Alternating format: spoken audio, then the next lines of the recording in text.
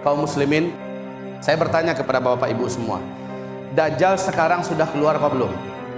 Rasulullah mengatakan setelah Dajjal keluar sampai dia dibunuh oleh Isa, masanya hanya 40 hari. Satu hari pertama kalian menghitungnya 1 tahun, satu hari kedua kalian menghitungnya 1 bulan, satu hari ketiga kalian menghitungnya 1 minggu, 37 hari lainnya seperti hari-hari biasa. Coba ditotal, jadinya adalah 1 bulan, 1 tahun, 2 bulan, 2 minggu. Dajjal pun habis. Nggak lama kan jarak antara masa satu dengan masa kedua. Isa dengan Ya'juj Ma'juj juga semakin rapat, semakin dekat. Bahkan ini yang kita dengar dari keluarnya binatang Dabatul Ardi, jaraknya hanya 1 hari kan. Nah kaum muslimin, beginilah cepatnya jarak antar masing-masing itu. Dajjal belum keluar, cuma silakan nanti baca di kitab Ensiklopedia Akhir Zaman, di mana Rasul menceritakan tentang terikatnya Dajjal di dalam salah satu kuil tua di pulau Laut Yaman. Hadis ini dikenal oleh para ulama ahli hadis. Dalam hadis Sahih Muslim diceritakan oleh Tamim Ad-Dari. Terkenal hadis ini dengan sebutan hadis Al-Jassasah. Dalam hadis ini ibaratullah, Tamim Ad-Dari yang ketika itu masih Kristen menceritakan kepada Rasulullah pengalamannya di pulau Laut Yaman. Kami diombang-ambing oleh ombak laut yang setinggi-tinggi bukit dan gunung. Angin begitu kencang, hujan lebat turun, petir menyambar langit gelap, sehingga kami terdampar ke sebuah pulau. Beliau waktu itu bersama 20 awak anak kapalnya. Kami turun seluruhnya. Sesampai di pulau itu, ternyata pulau itu pohon-pohonnya banyak. Lalu kami berjumpa dengan seekor binatang yang besar, berkaki 4, bulunya sangat tebal, hitam. Saking tebalnya bulu binatang tersebut sehingga kami sulit membedakan manakah bagian kepalanya dan mana bagian ekornya. Binatang itu berbicara membuat kami ketakutan dan kami berkata kepadanya, celakalah engkau. Binatang apakah engkau? Ternyata binatang itu menjawab, saya adalah Al-Jassasah. Saya adalah pengintai dan penjaga pulau ini. Apakah kalian datang dari Arab? Kata Tamim Ad-Dari, kami ketakutan, apalagi dia bisa bicara. Lalu kami berkata, iya kami dari Arab. Seorang lelaki telah lama menanti-nanti kedatangan kalian dari Arab. Lelaki itu ada di kuil tua di sebelah sana. Pergilah kalian ke sana dan jawablah pertanyaan-pertanyaannya. Dia memerlukan kepada perkembangan berita dunia terkini. Maka kami lari tunggang langgang ketakutan meninggalkan binatang itu, khawatir diapa-apakannya. Sesampainya kami di kuil tua itu, kami dikagetkan dengan sebuah pemandangan yang seram dan menakutkan. Seorang lelaki bertubuh gompal sedang tergeletak di lantai. Kakinya terikat dengan rantai yang sangat besar dan berat. Rantai itu menyambung kepada tangannya, terikat dengan rantai sangat besar dan berat. Rantai itu terus menyambung dan membelenggu lehernya. Dan kami berkata, celakalah engkau, siapa engkau? Apa jawaban laki-laki yang tergeletak dan terikat itu? Kalian tidak perlu takut, saya terikat, saya tidak akan bisa menyakiti kalian. Dia bertanya, kalian datang dari Arab? Kami menjawab iya. Apakah sudah muncul di Arab seorang lelaki ummi yang mengaku sebagai nabi dan rasul terakhir namanya Ahmad? Kami menjawab sudah. Nabi Muhammad kan terkenal, salah satu namanya adalah Ahmad. Gembira laki-laki terikat itu, berarti sudah sangat dekat saatnya. Apakah danau Tiberias hari ini masih mengeluarkan air? Kami menjawab, airnya tidak berkurang sedikit pun. Lalu apa kata laki-laki terikat itu? Tunggu saja, sebentar lagi airnya akan menyusut. Dan ketika airnya benar-benar menyusut, saya akan lepas. Saya akan kuasai seluruh bumi ini. Tidak ada satu kota pun kecuali saya akan masuk, dan banyak manusia akan menyembah saya. Kecuali 2 kota yang saya tidak bisa masuki, Makkah dan Madinah. Maka kaum muslimin yang kami muliakan, si Tamim menceritakan pengalaman ini, dan laki-laki yang terikat itu berkata, ketahuilah saya adalah Al-Masih. Hanya itu saja katanya, saya adalah Al-Masih. Nah kaum muslimin, kemudian ketika Rasulullah mendengarkan cerita ini, dia suruh Bilal kumandangkan azan. Berkumpullah orang satu kota Madinah. Nabi menyimpulkan terakhir, ketahuilah oleh kalian, yang diceritakan oleh Tamim Ad-Dari ini, dia adalah Al-Masihud Dajjal. Demi Allah, kata Rasulullah, kalau saya hidup pada masa dia keluar, saya akan menjadi pembela kalian, saya akan hadapi Dajjal. Tapi ketika saya tidak ada, masing-masing kalian harus membela dirinya sendiri, menyelamatkan imannya sendiri-sendiri untuk menghadapi Dajjal. Pertanyaan laki-laki terikat ini atau Dajjal itu adalah, apakah danau Tiberias masih berair? Jawaban Tamim Ad-Dari tadi, saat ini masih, tidak kurang sedikit pun airnya. Di mana danau Tiberias itu, kaum muslimin? Di Israel.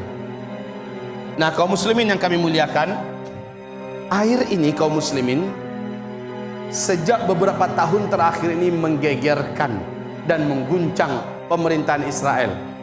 Sebab apa? Danau ini tidak pernah susut airnya, tidak pernah. Setelah dilakukan penelusuran dan diukur dan dicek dari ukurannya, ternyata selama 10 tahun air ini telah menyusut sejauh 15 meter ke bawah. Yang kelihatan sekarang adalah dasar daripada puncak-puncak paling tinggi dari dasar danau sudah muncul seperti pulau-pulau kecil. Ini yang ditakutkan betul oleh pemerintahan Israel hari ini. Dan tidak salah kalau Syekh Abdullah bin Abdul Aziz bin Baz, saat dikabarkan kepada beliau saat beliau masih hidup waktu itu tentang penyusutan danau Tiberias ini, beliau menangis, tuan-tuan. Sampai-sampai jubahnya bagian dadanya basah dengan air matanya. Lalu berkata, hadza zamanu khurujid dajjal.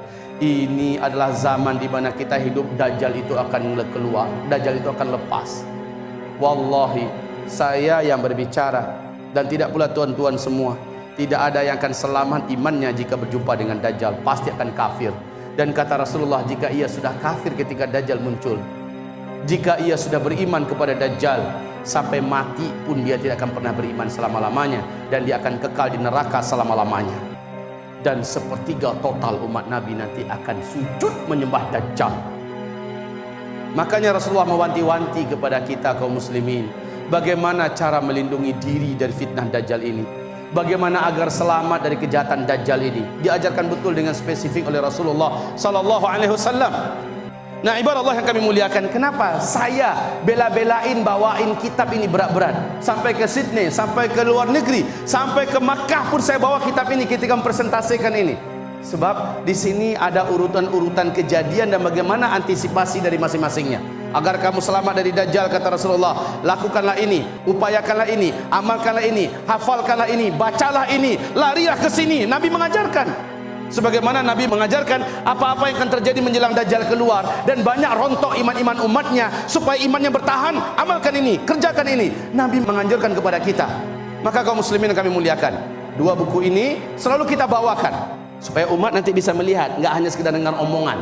Lihat dalilnya, baca ayatnya, lihat sumber kitabnya mana, status hadisnya bagaimana, baca kaum muslimin. Lalu kalau ada antisipasinya dari Rasulullah seperti apa, sehingga kita bisa berbagi dengan istri kita. Akan kita apakan anak-anak kita apakan istri kita menghadapi dekatnya fitnah terbesar ini. Kaum muslimin yang saya muliakan, Dajjal hari ini belum keluar, belum. Tanda-tandanya tidak terbantahkan, yaitu mengering dan menyusutnya danau Tiberias. Ini tidak terbantahkan. Dan dalam hadis yang tadi saya bacakan Sahih Bukhari Muslim, bahwa 10 butir-butir marjan itu di bawahnya ada simpul. Kalau simpul itu dipotong, simpul itu diputus, maka keluarlah. Tahukah tuan-tuan semua apakah simpul yang dimaksud oleh Nabi SAW? Yaitu munculnya ke tengah-tengah umat Nabi Muhammad keturunan kandungnya dari Hasan bin Ali yang disebut dengan Al-Mahdi. Inilah simpul itu. Kalau Al-Mahdi sudah muncul, maka Dajjal pasti akan lepas tidak berapa lama setelah itu. Pertanyaan kita, apakah Al-Mahdi sekarang sudah muncul? Syekh Albani mengatakan lebih 26 hadis sahih, sehingga seluruh ulama ahli hadis sepakat mengatakan perkara Al-Mahdi akan muncul. Hadis-hadisnya sampai ke tingkat mutawatir makna. Mutawatir ini berarti kekuatan riwayatnya sama dengan kekuatan Al-Quran. Kitab Al-Mahdi yang cukup saya sanjung dan terlengkap risalah Al-Mahdi adalah yang ditulis oleh Syekh kami, guru kita, Syekh Muhammad bin Ismail Al-Muqaddim. Ini sayangnya masih berbahasa Arab, tidak lama lagi akan muncul dalam berbahasa Indonesia. Tapi insya Allah dalam ensiklopedia akhir zaman menguraikan secara detail dan rinci tentang Al-Mahdi insya Allah. Baik kaum muslimin yang kami muliakan, demikian saya menyampaikan perkara ini kepada Bapak Ibu bukan untuk melemahkan semangat Bapak hidup setelah ini ya, bukan Pak. Tapi dampak positif terjadi apa?